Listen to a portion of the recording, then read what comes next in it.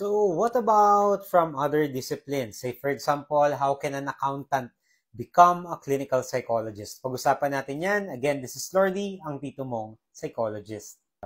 Okay, so for people who are currently in another profession and who wants to practice as a clinical psychologist here in the Philippines soon, wag po kayong mawala ng pag-asa dahil pwedeng-pwede po. You'll just have to enroll for a master's degree in psychology.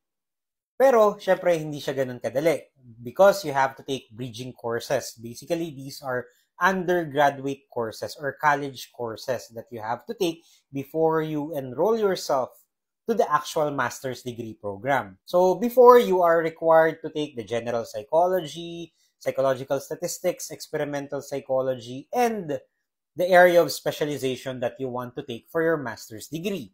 Like for example, you are about to enroll for a clinical psychology course in your master's level, dapat meron kang clinical psychology dun sa bridging course mo. Kung gusto mo naman ng industrial and organizational psychology, dapat meron kang IO psychology course sa iyong bridging. Same goes with the other area of specialization.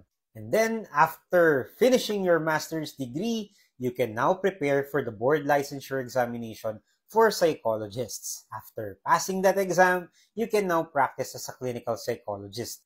But recently, the PRB of Psychology passed its Resolution Number 5 Series of 2023. Maliban dun sa 4 bridging courses na binanggit ko kanina, individuals who are about to take the board licensure examination for psychologists who are currently taking or about to take their master's degree program in psychology but has accomplished another undergraduate degree course must have this additional bridging courses. What are these courses? This would include theories of personality, abnormal psychology, industrial psychology, psychological assessment, developmental psychology, and social psychology.